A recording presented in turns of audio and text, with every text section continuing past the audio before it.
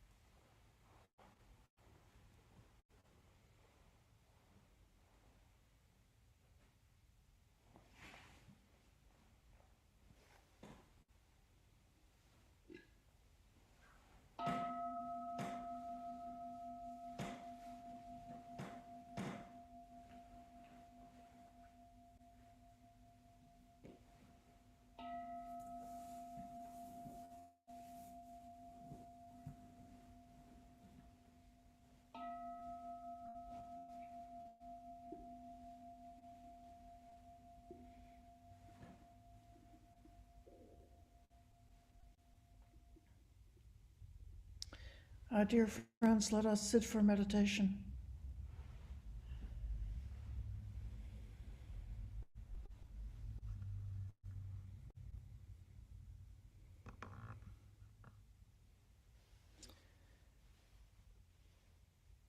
Welcome to come to an upright and balanced posture.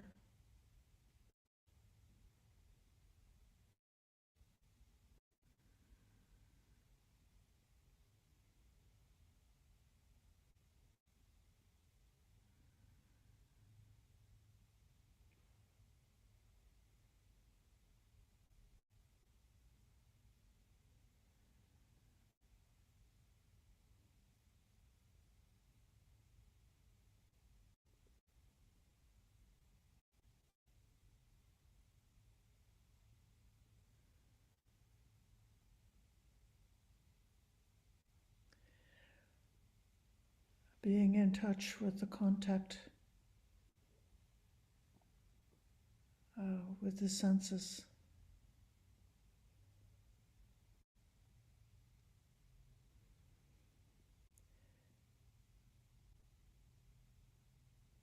Aware of the color and look of the room where you're sitting. What you can see in the room.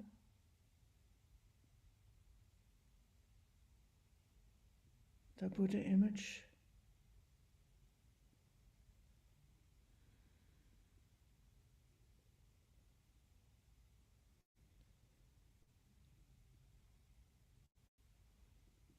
Aware of the sounds. The sound of my voice. Any background noise in the space where you are.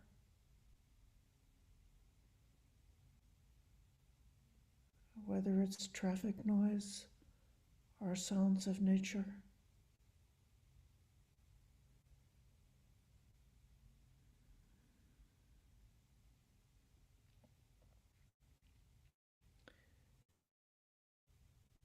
Letting the contact with the senses be your bell of mindfulness, reminding you to come to the present moment, to enjoy the contact, the touch of the senses.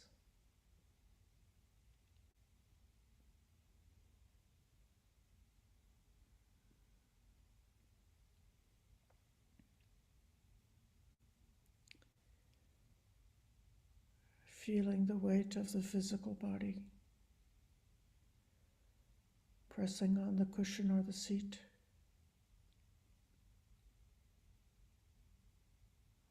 The feet pressing on the ground, or the legs on the cushion.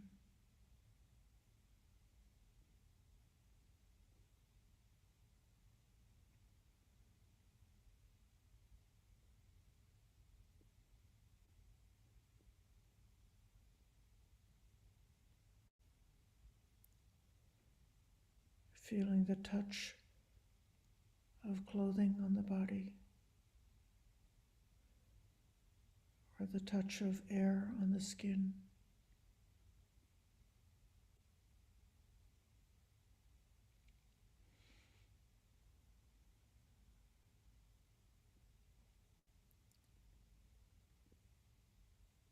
Being fully present to each moment of contact, whether touching, hearing, or seeing.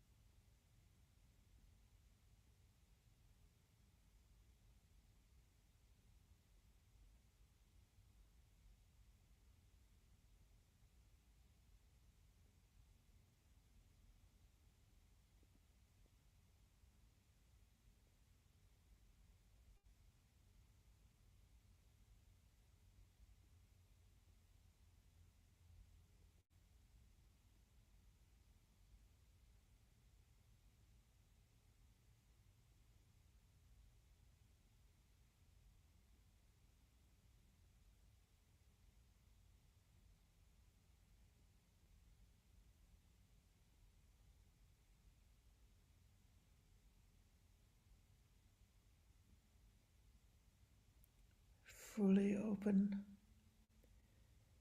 fully present for each moment, for each contact,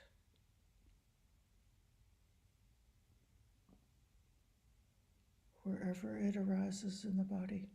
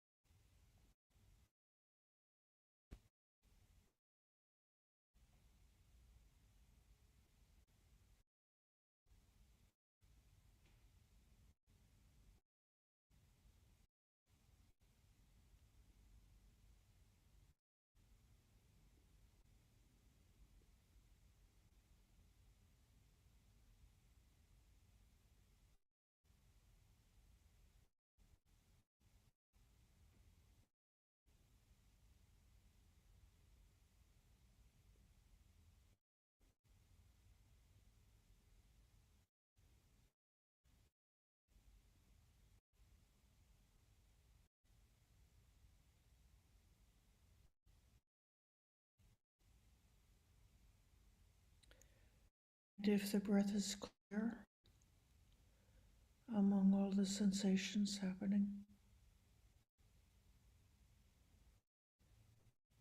one may rest awareness on earth, being fully present, appreciating and enjoying each breath.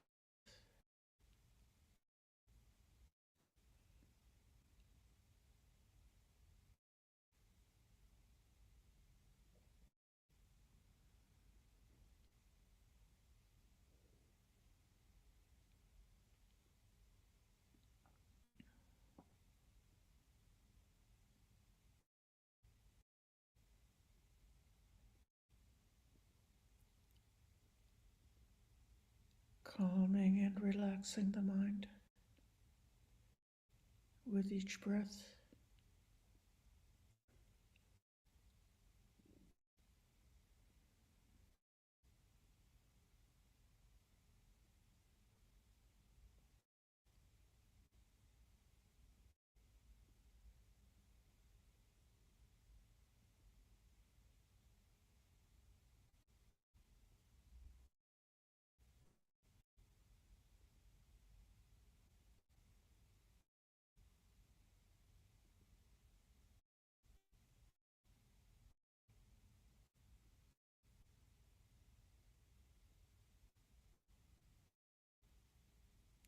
Staying connected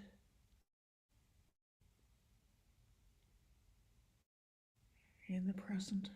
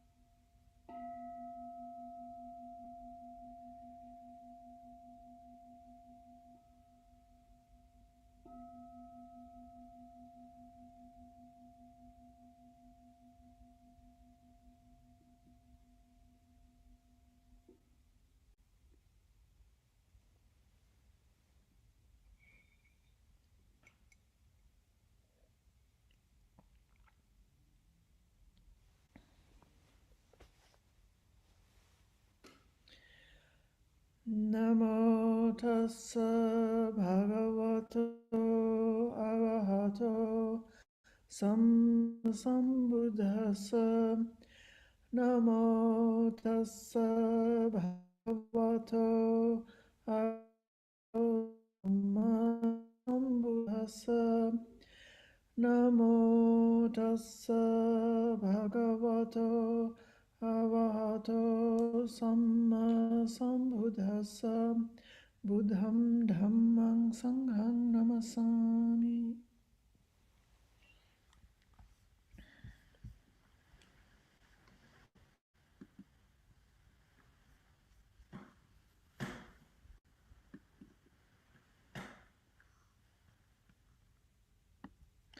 Dear friends, welcome to this third Uposatha Day program offered by Dhammadharini in the series that we have started in 2022, looking particularly at the practice of peace,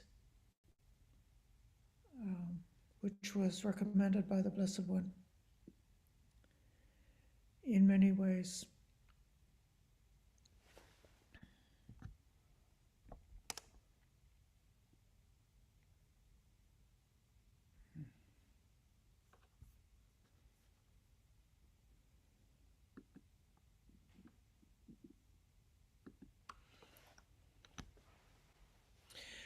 This is the third program. We're now in the new moon Uposatha Day, which is at the midpoint of this 3 months of the Rains Retreat. Our community has had a chance to have times for individual personal meditation for each person in our group, and we're in the process of organizing for an ordination ceremony for two candidates,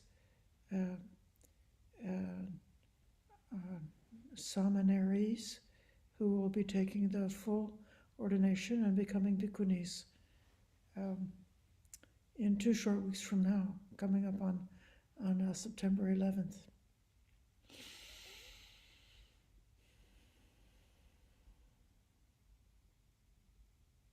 So just as people who are out and about in the world in a secular life, even in the monastic form, we have the alternation of times we can really withdraw and have time to be very slow, to be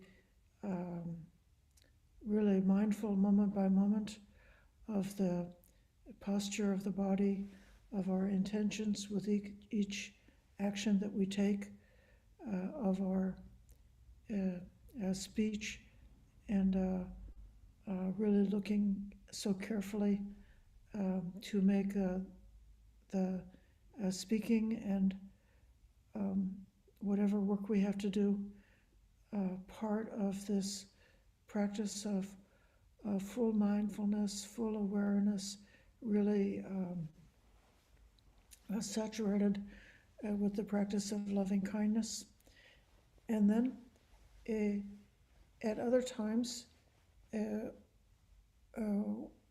we have to be fast and accomplish things quickly and take care of a lot of things. And so then, even as a monastic, we are in the same kind of I won't call it a pressure situation, but it's a different situation, knowing how to be mindful, fully aware, fully conscious, allowing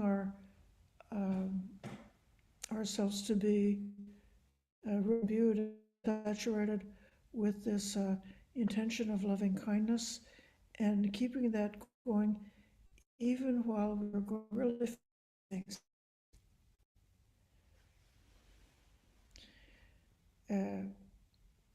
Before I ordained, I had the wonderful opportunity to hike the Appalachian Trail, which is a 2,000-mile eastern United States, the state of Georgia up to the state of Maine. My opportunity was to walk very slowly. It took me 18 months to walk 2,000 miles, which is slower than the average hiker. There was another person who was hiking, had hiked just the year before. I didn't meet him, but I heard a lot about him by reputation and people who had met him. This man was a very fast hiker.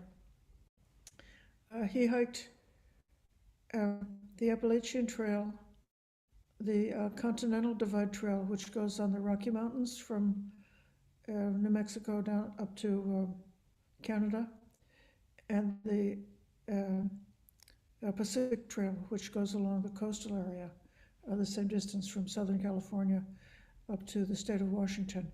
And he did these three trails in 1 year. So in 1 year, he hiked 6,000 miles. People used to sometimes criticize him, saying that he could not possibly be enjoying his hike if he were going so fast. But what he said is it's just a different way. One can be mindful when running, one can be mindful when walking, one can be mindful when sitting still. There's a different experience going on, but the mind still has the same opportunity to be aware, to be present, to be really experiencing the project. So in our study, this Vassa about the practice of peace, we spent the first section looking into the Buddhist teachings in the suttas about dispelling anger and resentment, learning how to let go of any grudge, and feeling the strong urgency and the necessity of not tolerating going along in a state of nurturing a grudge or thinking that it's okay, that it's safe to have those kind of reactions of dislike or resentment towards anyone.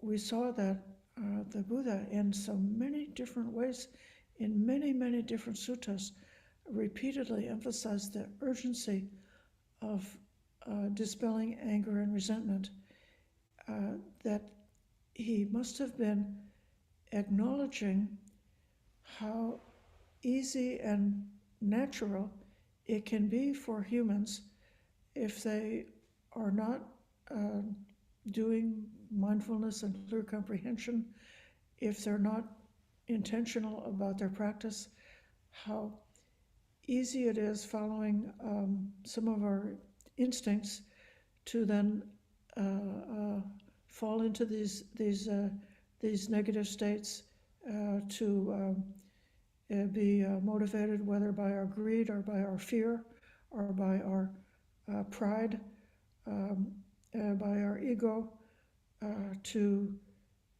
be living in a way that one can even resort to harming another person or harming another being, even resorting to acts of verbal violence, acts of uncaring, trying to dominate another person without any consideration for what they're feeling or what they're experiencing. To do this So it's a very important and it's very crucial to use the skillful means to uh, find out how to drop any resentment, any hatred, to recognize those factors that support hatred and to dispel them.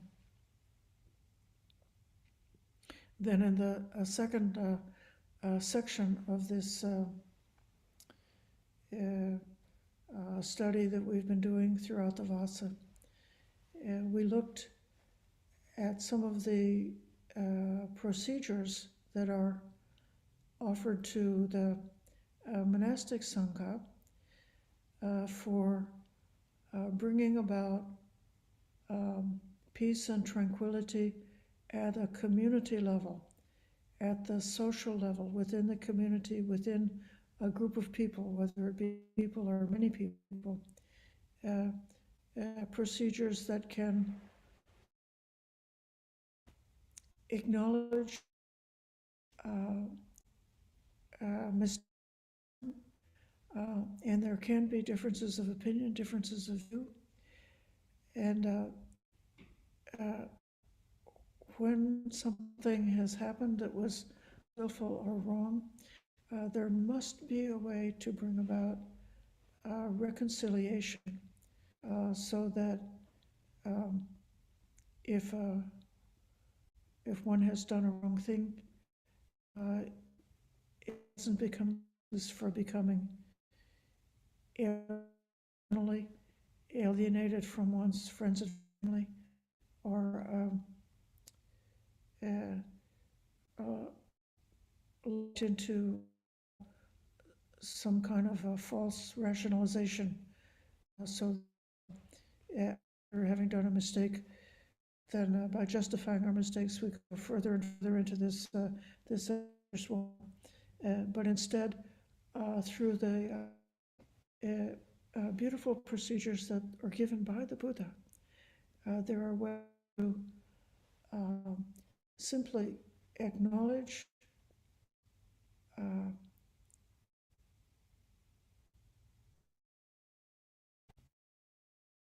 and to help to speak with our friends about anything that's come up that's been hurtful or harmful in a way that pattern and lets our support of our friends to help us to come out of a pattern of being unmindful, of being unmindful in any way, this pattern, what the Buddha described of gradually to purify the heart, to increasing levels of subtlety, to see the dangerous, any inclination or that one may have, and be able to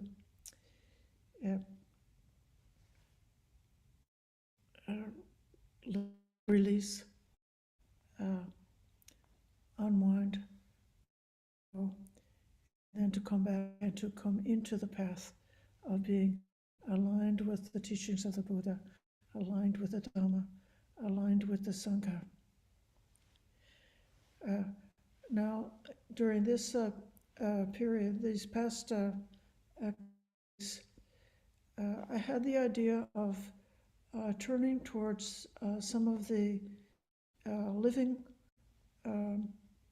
teachers, or some of the modern Buddhist masters that we've had in the 20th century, who have confronted the particular problems and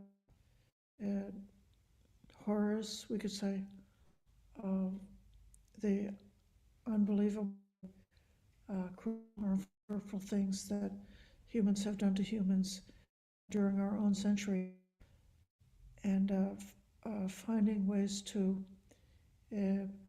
this peace in a way that's relevant to the modern world.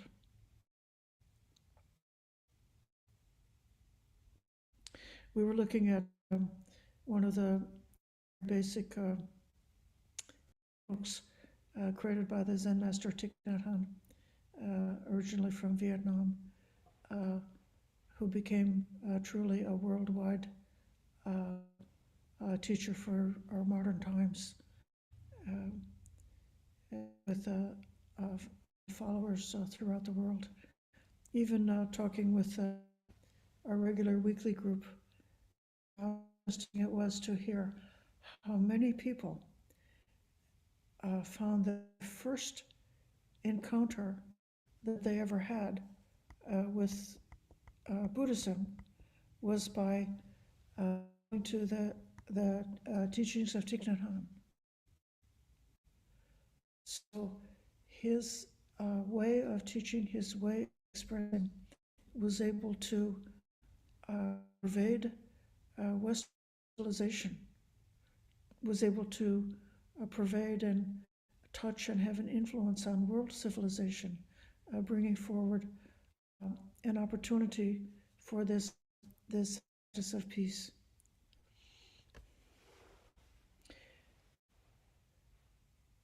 It's very interesting to look back on the things that we learned from Thai 20 or 30 years ago, in the light of the time practice that we've had, or at least the practices that I've had, as being fully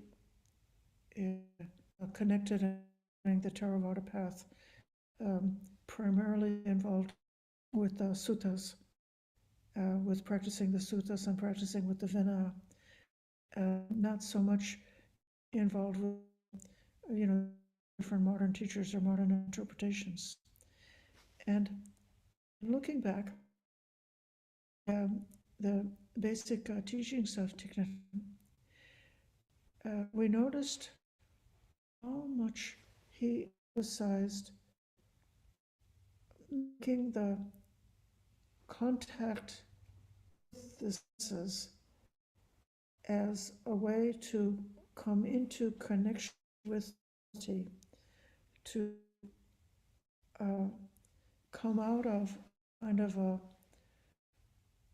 foggy state, or a state that he calls being like a ghost, where a person is lost in thoughts, where the endless loop of like some television or some recording or something like that just goes around in the head,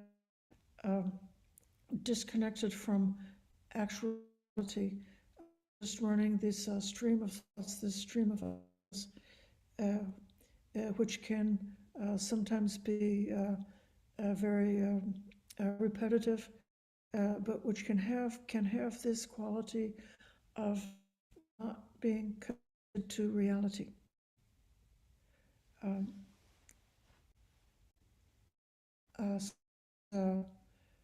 If a person is driving the car and worrying about their problems, having dinner with their family and quarreling with the family about disagreements, instead of being there with the food and the taste of food, and being connected to just that experience of eating what it is to eat, just at the simplest. That in this way we be like a ghost. And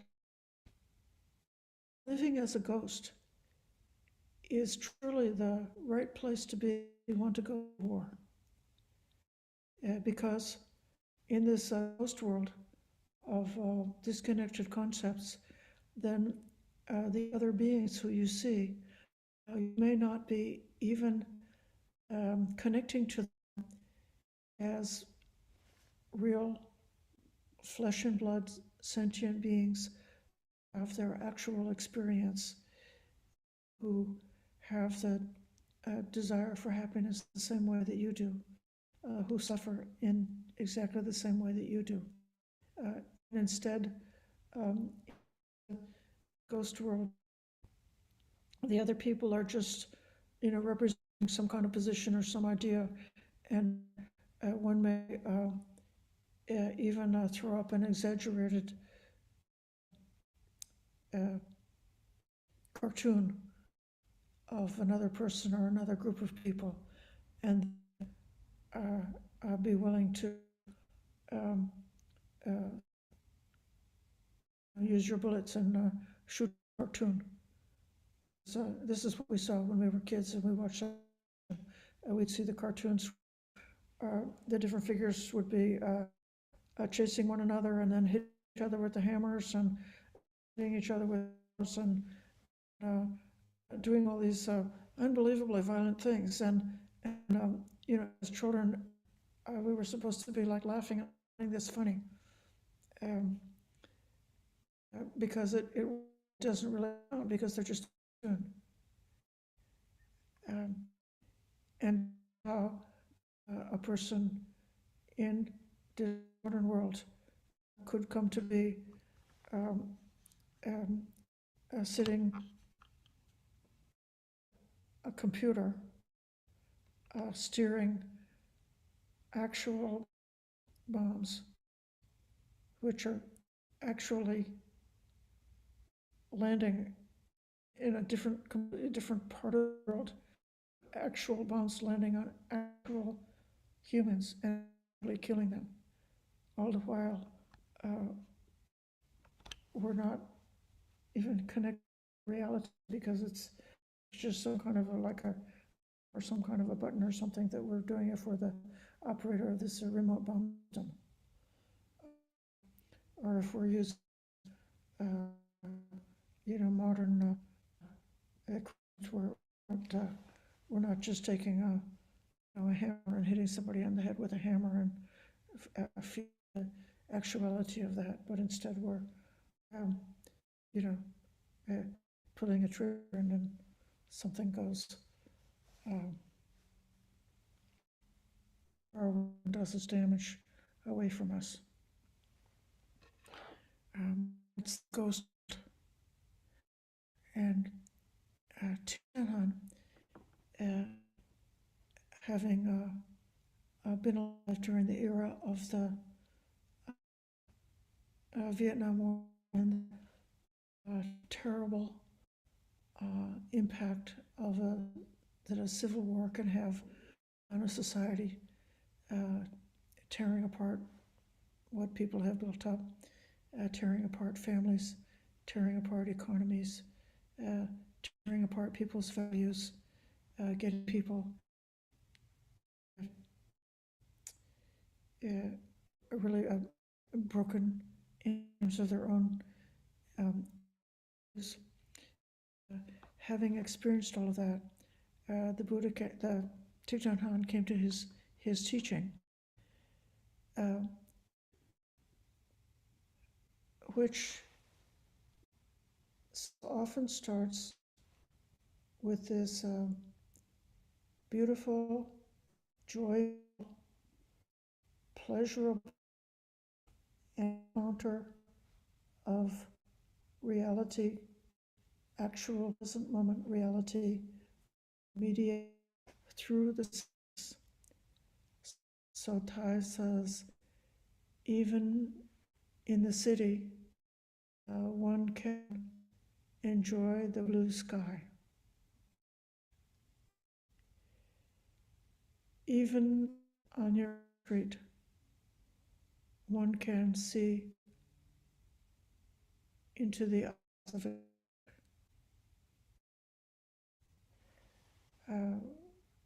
One can have a tangerine and see the orange color of the tangerine, feel the color of the skin of a tangerine, pull the tangerine, break it in, put the piece in the mouth, and experience the sweet,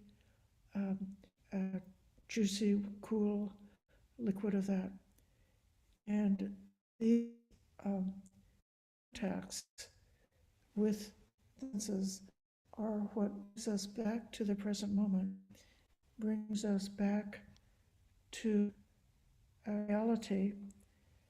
And at that moment, when we're connected with reality in the present through the senses, I is saying we have the possibility to be connected with our self, be a ghost.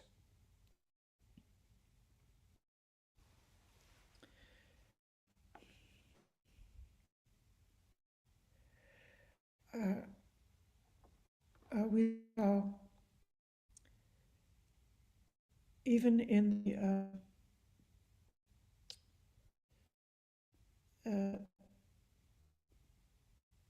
it's also true that the mind does continuously create its ideas, stream of ideas, but with freedom, the creative possibility to idea connect, feeling connected to connected to peace, connected to realization. And the trick that is displayed in Thich Nhat Hanh's is connecting our contact with reality in the present moment with the beautiful and wholesome ideas. So, for example, in walking,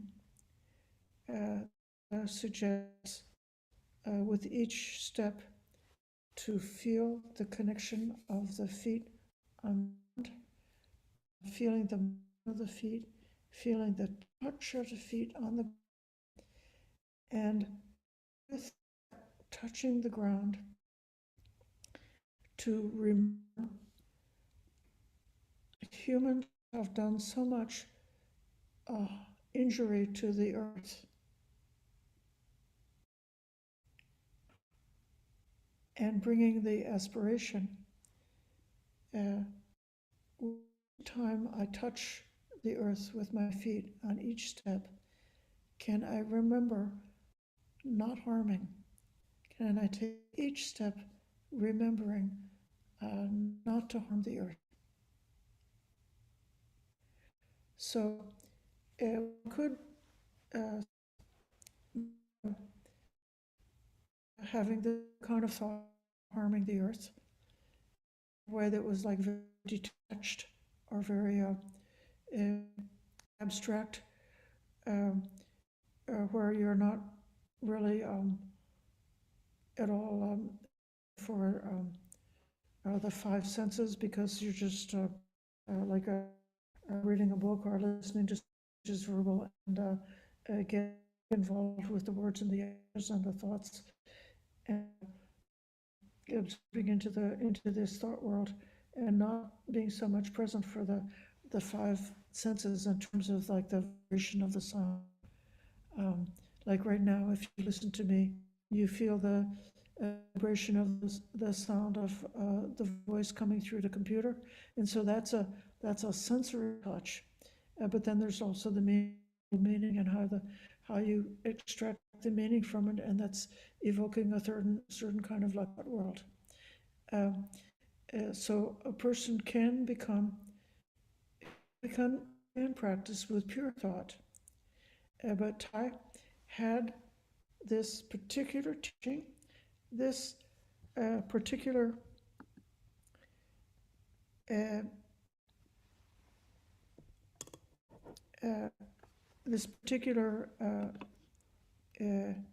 method of bringing some kind of a physical sense experience with the thought, so that then when you touch the earth, you remember not to harm.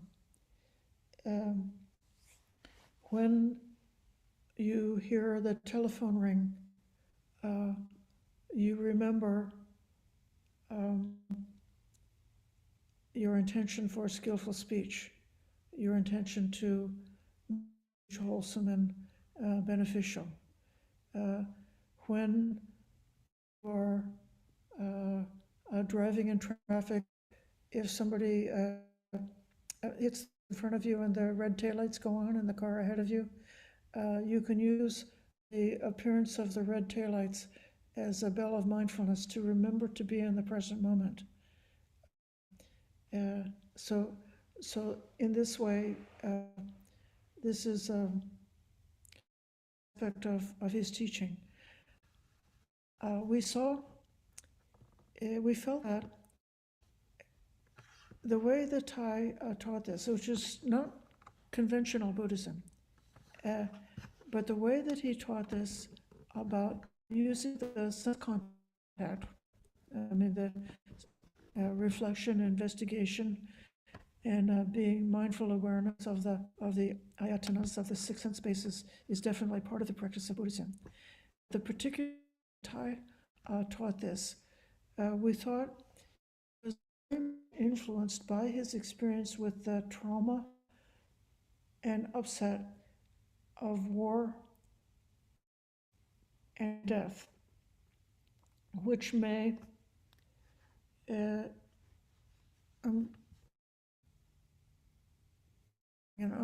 excuse me a moment, I'm having an unstable internet connection. Could somebody open the doors, pull out the little sliding door with the router, and that might make the connection get slightly better, or it could be beyond our control.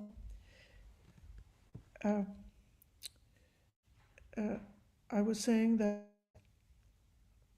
a person is traumatized by violence. They could become disconnected from reality, kind of a self-protection.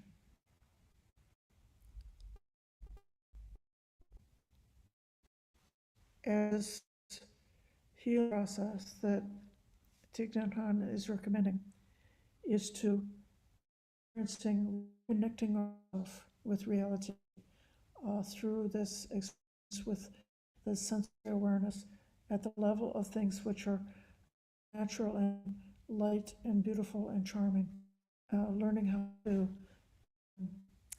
make the mind joyful through the simple experience of being alive in the physical world with the senses.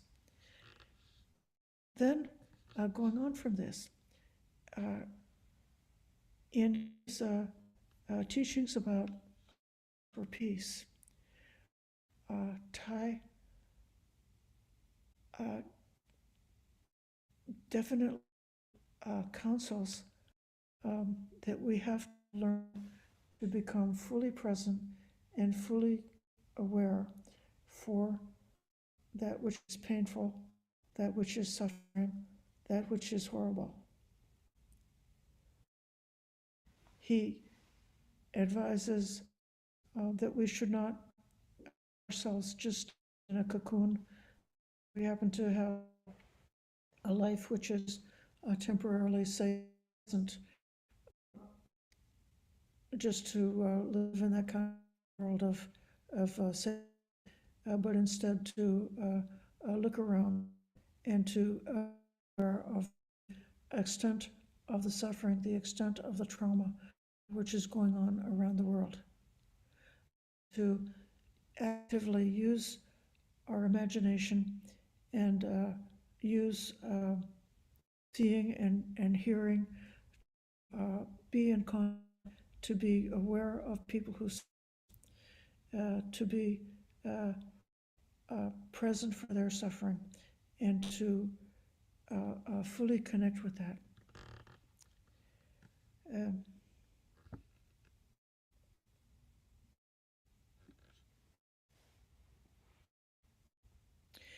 And in that connection, there's a kind of a softening of the separation, which is sort of a protection. And this is the idea that Thich Nhat Hanh expresses in the idea of interbeing, experiencing the interactions that we have as an individual with all of the other beings in the world. That's a kind of a traditional idea that maybe developed a little bit later in the history of Buddhism, in the jnana, this strong sensitivity and awareness to the connectedness of beings. But that sensitivity is a way to get out of the delusion of self, which is part of the work we're doing. I'm going to read this poem. You may have heard it before because it's very well known. Do not say that I'll depart tomorrow, because even today I still arrive. Look deeply. I arrive in every second to be a bud on a spring branch, to be a bird with wings still fragile, learning to sing in my new nest, to be a caterpillar in the heart of a flower, to be hiding itself in a stone. I still arrive in order to laugh and to cry, into fear and to hope. The rhythm of my is the birth and death of all that are alive. I am a mayfly, metamorphosing on the surface of the river. I am the bird, which, when spring comes, arrives in time to eat the mayfly. I am a frog swimming happily in the clear water of a pond. And I am also the grass snake, who, approaching in silence, feeds itself on the frog. I am the child in all skin and bones, my legs as thin as bamboo sticks. And I am the arms merchant, selling deadly weapons to Uganda. I am the 12-year-old girl, refugee on a small boat, who throws herself into the ocean after raped by a sea. And I am the pirate, my heart not yet capable of seeing and loving. I am with plenty of power in my hands. I am the man who has to pay his debt of blood to my people, dying slowly in a forced labor camp. My joy is like spring, so warm it makes flowers bloom in all walks of life. Rain is like a river of tears, so full it fills up the 4 oceans. Please call me by my true names, so that I can hear all my cries and laughs at once, so I can see that my joy and pain are one. Please call me by my true name, so I can wake up, so the door of my heart can be left open, the door of compassion.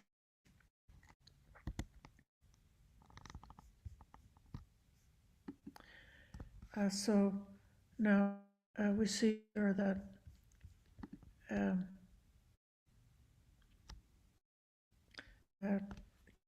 is just not a shallow person teaching us to enjoy the eating of tangerines, but rather through this gentle guidance into teaching us full presence and full awareness, and giving us this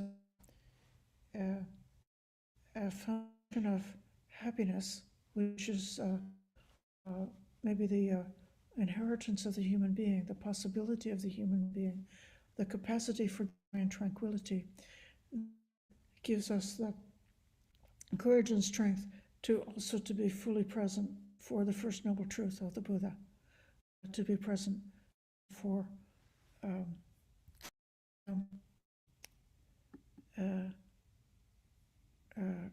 dukkha, to be fully aware of dukkha, to be fully present.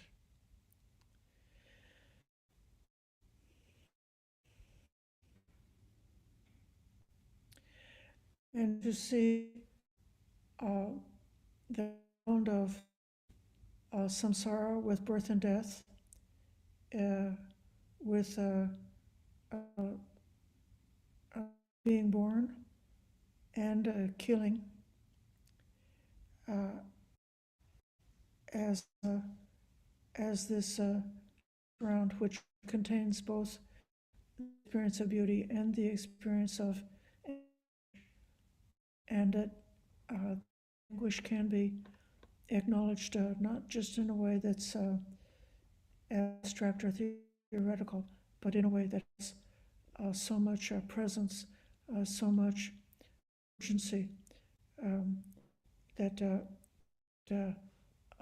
calls us to skillful action. The skillful action primarily for us being to pursue this path of awakening, this path of development, this path that's given to us by the Buddha. In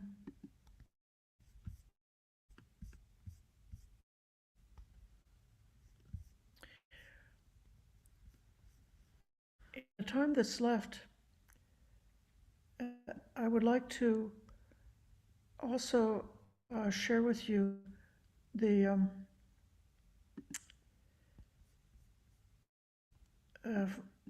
14 precepts that Thich Nhat Hanh forth for what he called the order to being. In English, it's called that, which was both a monastic Sangha and also a Sangha of lay practitioners with a very massive network of lay practitioners who were committed, serious practitioners who practiced meditation, practiced going on retreats, practiced being the teachings, and who also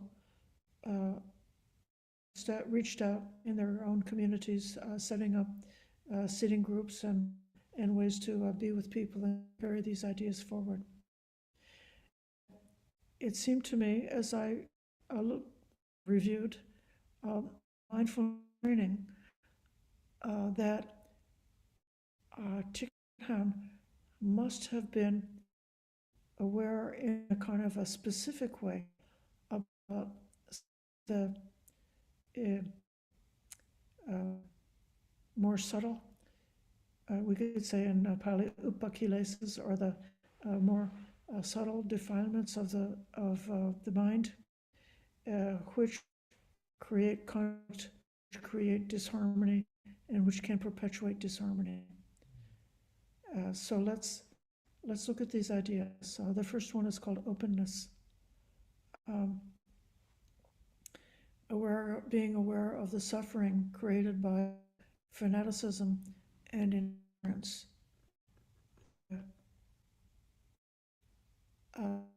Determination not to be idolatrous, clinging to any doctrine or theory, even Buddhist ones. So, using the Buddhist teachings only deeply and develop understanding, never as doctrines to fight or kill for. So, we see that in modern times, politics is also a kind of a religion. People can get into being identified with their political group in a way that becomes quite like a sectarian group. So that just that in the previous years, nations would would go to war and commit violence for differences in religious beliefs. And they would be very concentrated and focused on the specific of their doctrine and the difference between their specific doctrine and then some other doctrine, even between two different branches of Christianity, by the focus of the difference in doctrine being, in effect, a cause of war and an excuse for being willing to torture others. And so the Buddha said, don't do that. He is the way of non-conflict. Second idea, it's a similar subtle difference, a non-attachment to views, to avoid being narrow-minded and bound to one's own view, but being open to hear and appreciate others' insights and experiences.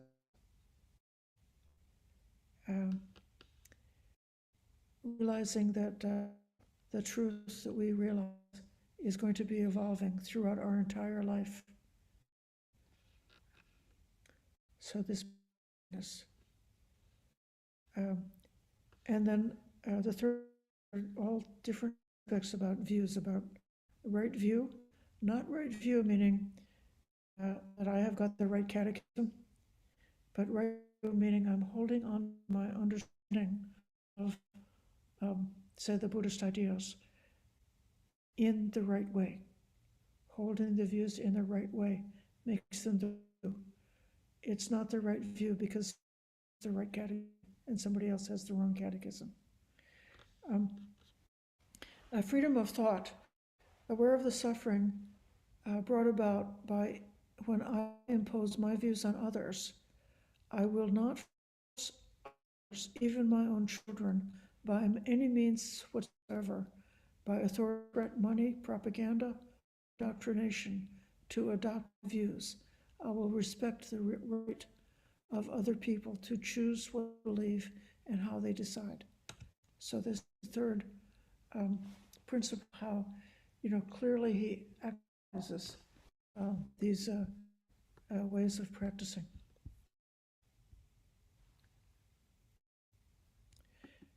And the fourth idea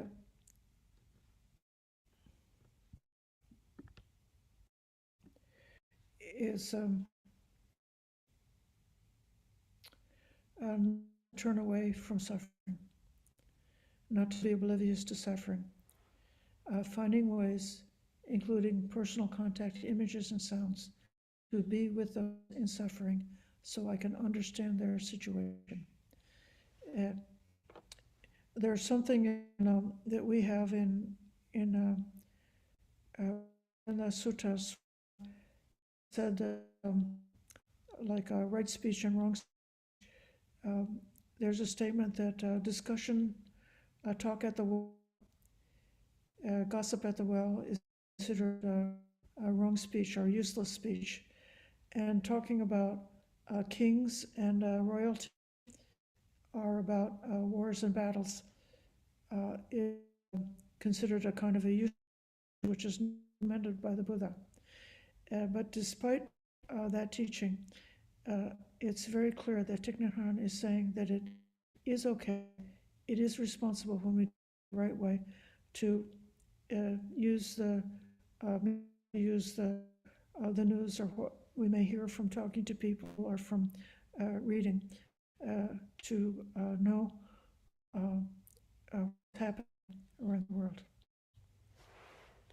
The first idea, now we're getting away from views and towards action. He calls it simple, healthy living. The meaning is to understand that obsession with wealth and fame is a cause of great suffering, so that I will not take fame, profit, wealth, or sensual pleasure as the aim in life, and I will accumulate wealth while millions are hungry and dying. So, accumulating enough wealth to live simply and to care for our families and to actively practice generosity and consumption.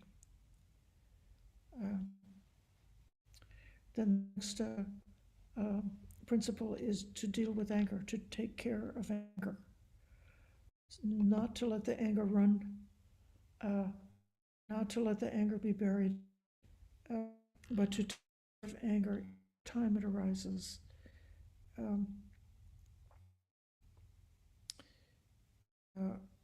Using mindful breathing, mindful walking, not to speak or act from a state of anger, but instead to stop and to practice mindfulness and clear comprehension, to look deeply into anger until it can be dispelled and seen with compassion, and also to look with compassion on the other people, the other beings, or the other situations that I might think are the causes of anger. The whole teaching a couple of weeks on at the beginning about dealing with resentment and not getting lost with resentment. Then the next teaching is stay in the present moment. See, this is a practice of peace. Not getting lost, carried away by regrets of the past, about the future, craving or jealousy in the present, but instead coming back again to what's happening, is really happening in the present moment. The art of mind living, to touch on the naturally refreshing and healing aspect of that present moment experience. And then the next is practicing compassionate listening and loving speech. We could take a whole course on that. The ways of doing it, listening deeply to others without judging or reacting, and being quite aware of the consequence of our speech, to create discord, not to speak in a way that is to discord or conflict.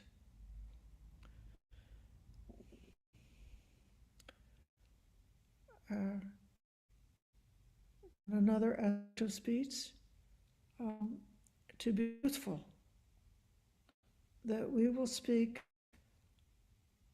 truthfully and constructively. So what we speak will be truthful and will also be leading to hope and confidence in others, will be words that cause reconciliation and harmony, being very careful about gossip, not spreading news that I'm not sure about, not criticizing what I'm not sure about, and instead speaking gently, but also having the courage to speak the truth and to speak out whenever there is a situation about injustice. Even to speak truth when my own safety could be threatened by speaking truth. So if our speech is from that of kindness and reconciliation, even if it's creating a danger to ourselves because of the circumstances, we should not be afraid.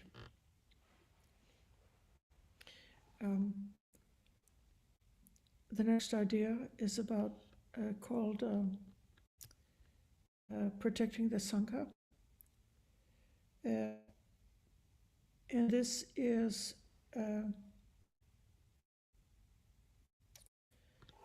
really acknowledging practice. We're the Buddha said rely on you, but we're not only practicing as individuals.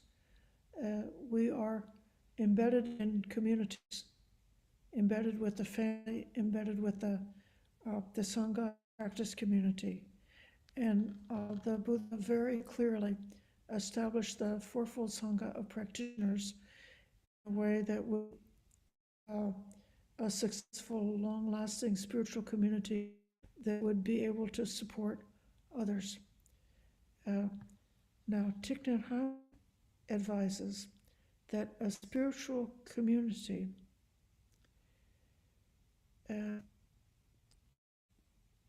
should take a clear stand against oppression and injustice, and should strive to change the situation without, however, engaging in partisan conflicts.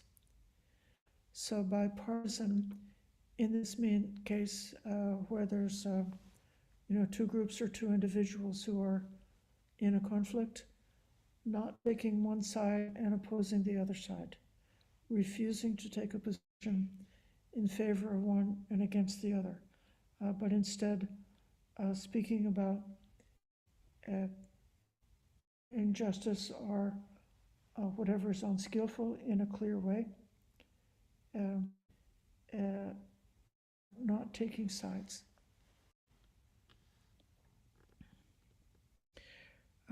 Now, the next principle is right livelihood, and that is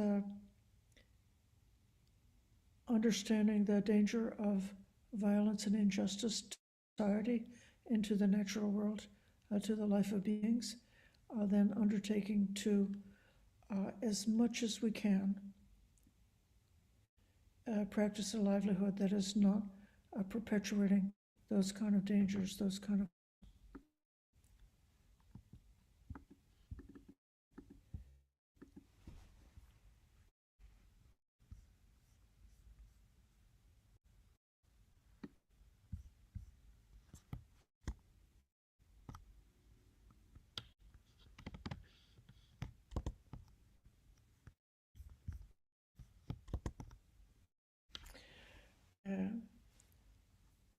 the last is the second is reverence for life, cultivating nonviolence, promoting peace, and supporting life, supporting protection of life, looking in this comprehensive way from cradle to grave to not doing harm to life, not to kill, not to let others kill, to speak up for the protection of life. Then comes generosity. We may all know very important personal generosity as one of the functional practices upon which our ethics, meditation, and wisdom is arising and nurtured by having a personal approach of generosity, but then also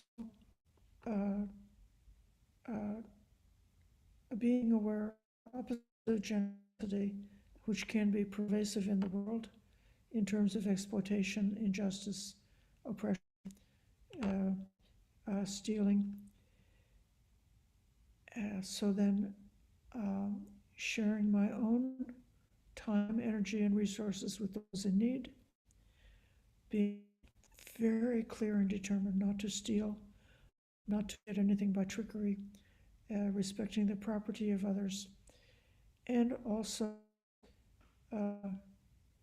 trying to avoid and bring others out of situations of exploitation, which in this world, it can be the obvious, just taking something by force, And there's so many subtle ways that people are exploited because in the modern world, people have to have a job to live. They can't eat if they don't work. And then one can take advantage of that to exploit them, to get more than your fair share out of them.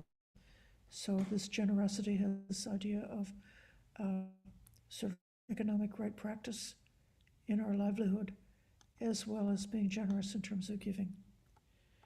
And then the last principle is the idea of right conduct, which we, those who took precepts in the morning would have been of renewing your commitment to the basic ethic of not killing, not stealing, telling falsehoods, not doing sexual misconduct, or not harming others with our sexuality. And then beyond that, if we undertake the additional Uposatha precepts, having specific precepts or vows or promises that we make to ourselves to keep our life as simple as possible. So,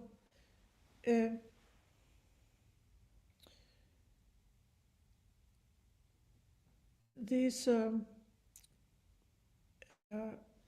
it may seem like a bit of a modification that the teachings which are implied in the Buddhist morality or the Buddhist teachings about right view get multiplied out into these precepts. But I do really appreciate that Thich Nhat Hanh has looked around and seen how this modern world, having a specific teaching like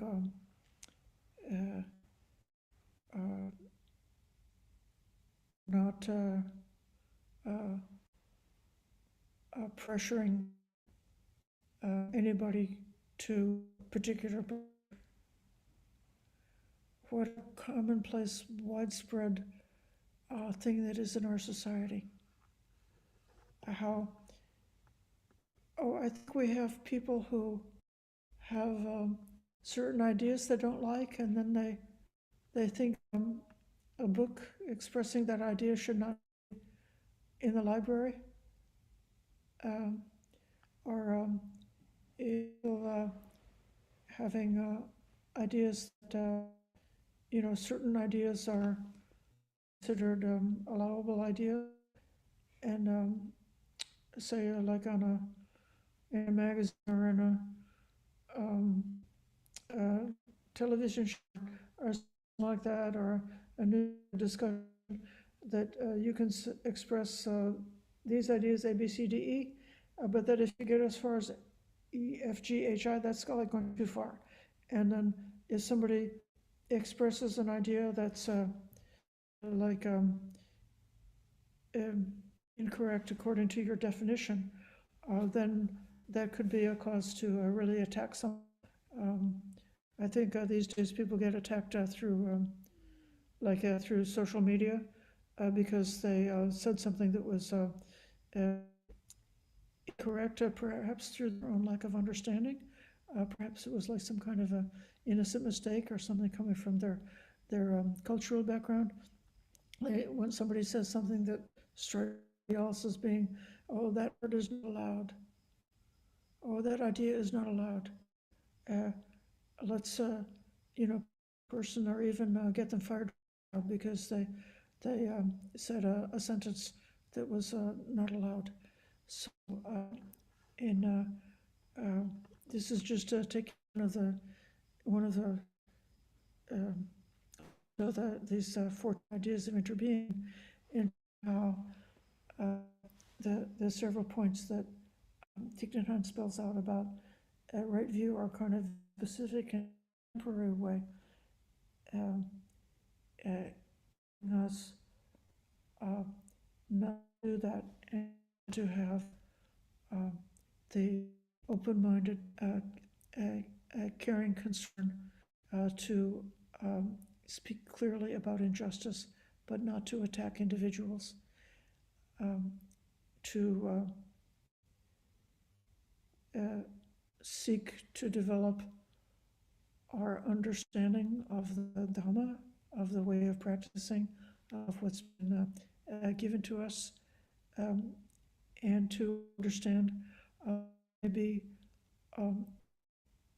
other ways of understanding, other ways of expressing, other ways of relating, even within Buddhism, different ways that different people within who call themselves Buddhists relate to the teachings of the Buddha, also the Buddha's teachings that they can understand well, parts that they don't to understand, and then with themselves we can see there are parts that we understand, that we have realized, and there may be other parts that we have not yet realized that are just words on a page to us because we yet personally realized and experienced them. But because of that, having that kind of humility and open-mindedness, that flexibility to never make ideas a reason for war.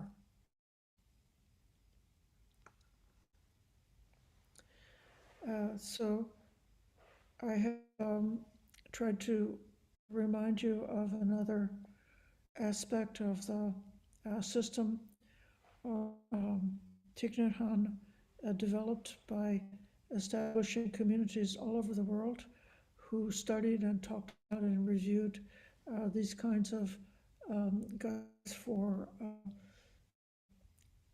of ethical conduct for becoming peacemakers in every society, and how useful and beneficial it is, how we do not necessarily have to be afraid that if we engage with the problems of contemporary society, the problems related to climate change, to democracy, or to justice, that those ideas are not going to harm us in our practice of the Dhamma.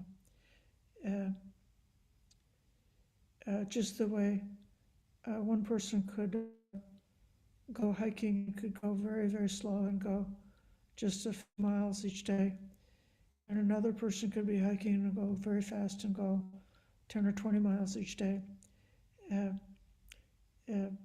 The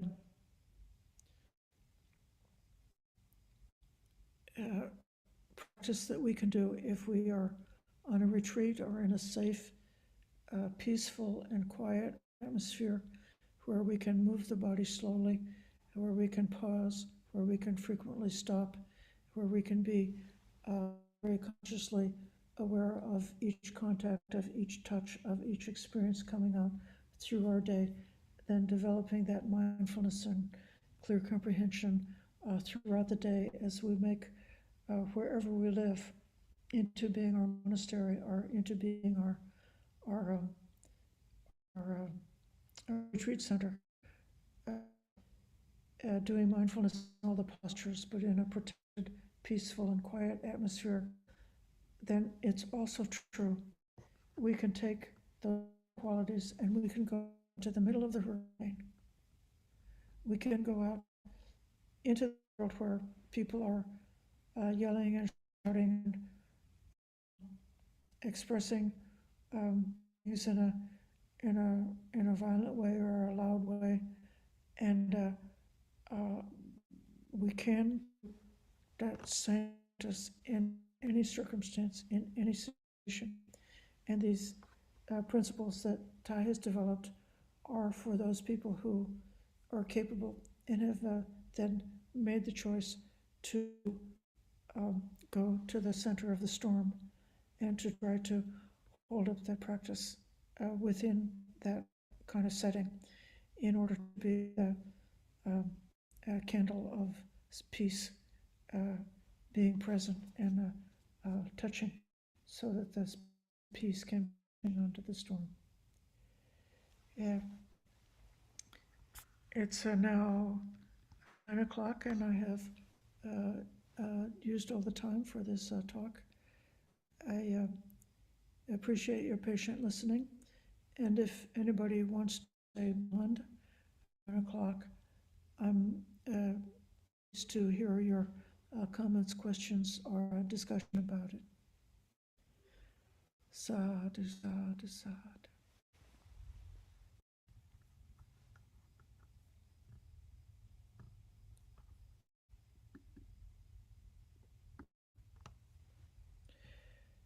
I might take this opportunity to see whether Ayatotaloka or any of my colleagues at the Aranya Bodhi Hermitage would like to give a improvement or an addition to these what I've tried to explain here.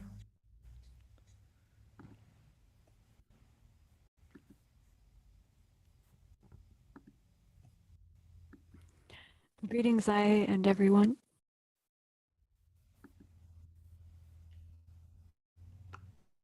There, now you're spotlighted. Greetings, I and everyone. Greetings. Oh, this is Ayatotaloka speaking. I know we're in the shadow here now, so you may not be able to see other than the lights above and the Buddha image in the center. But I wanted to express my appreciation for this Dhamma sharing tonight on this new moon Uposatha, halfway through our Vassa time. And I was noticing, in the guided meditation time, you're mentioning connection through the breath. And then also in the Dhamma talk, mentioning connection through the simple act that we all share of consuming, of the experience of consuming food. And I was reflecting also on the my own first connection with the late Most Venerable Thich Nhat Hanh's teaching.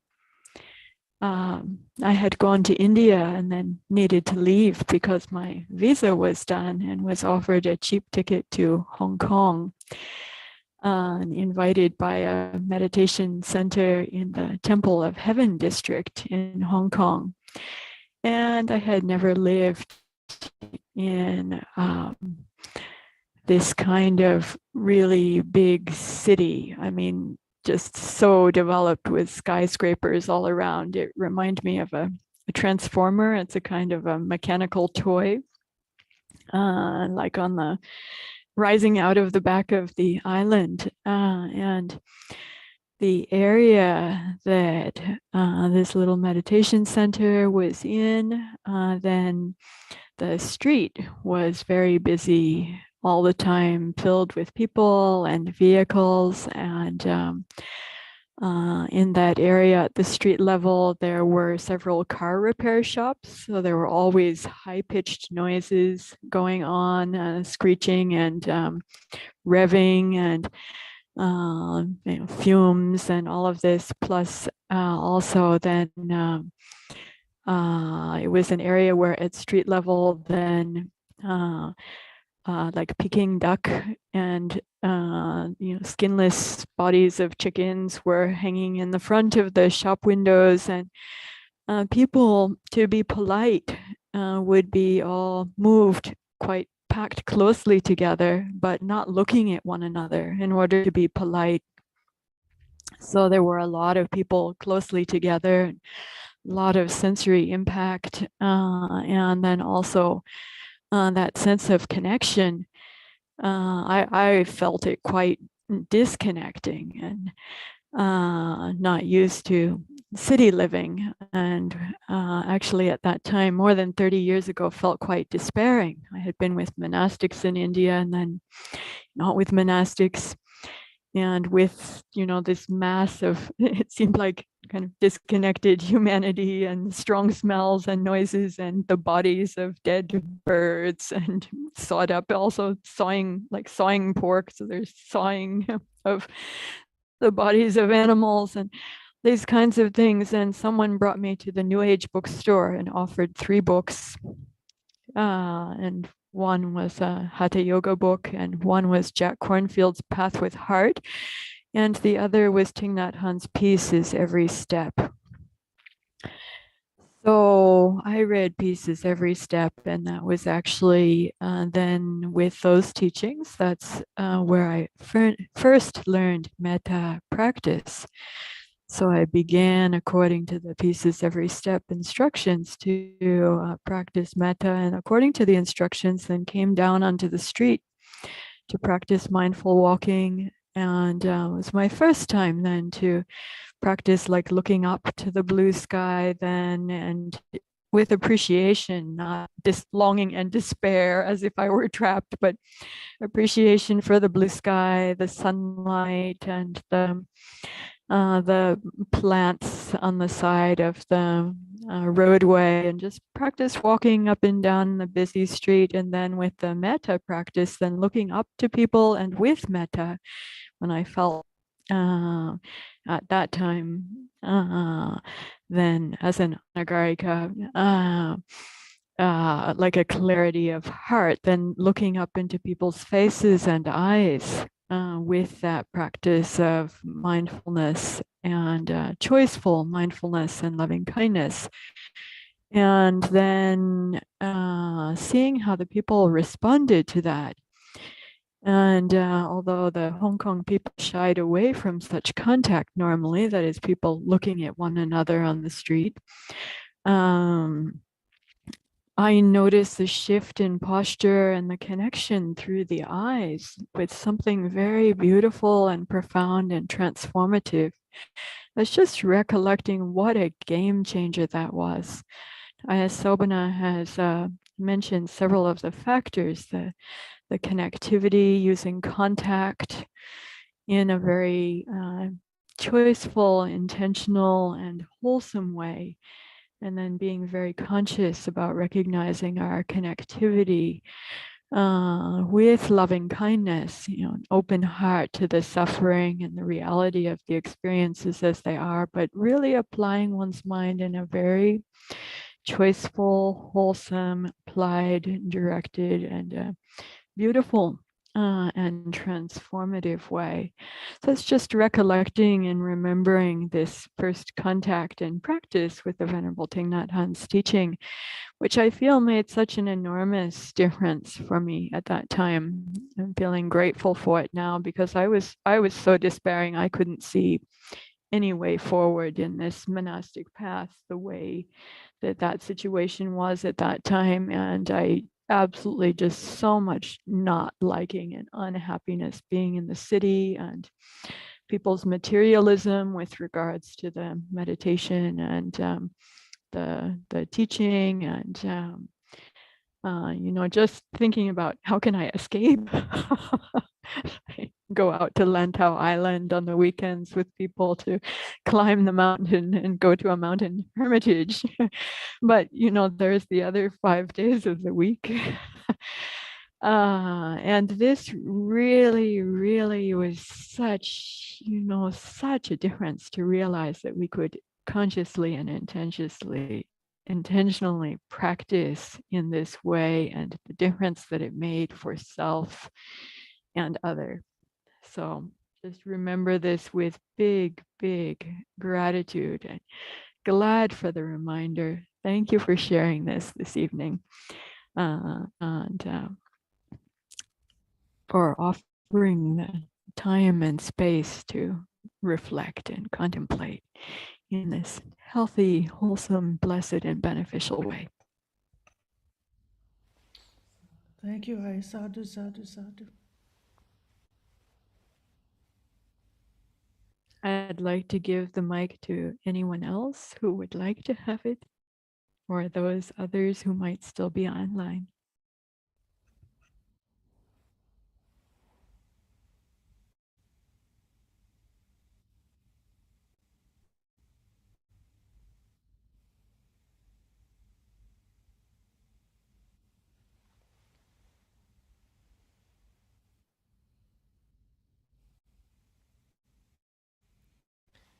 Perhaps this may be enough for tonight.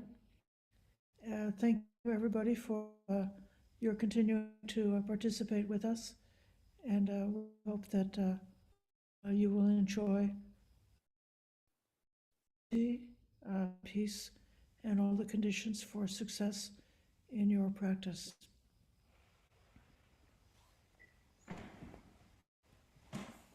Sadhu, sadhu, sadhu. Araham Samma Sambuddhava Buddham Bhagavantam Bhagavate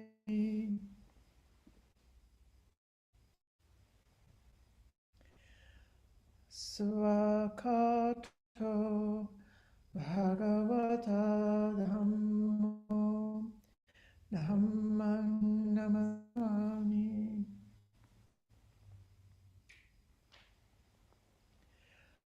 Suvatipanno Bhagavato Sangha Sangho Sangham Namami.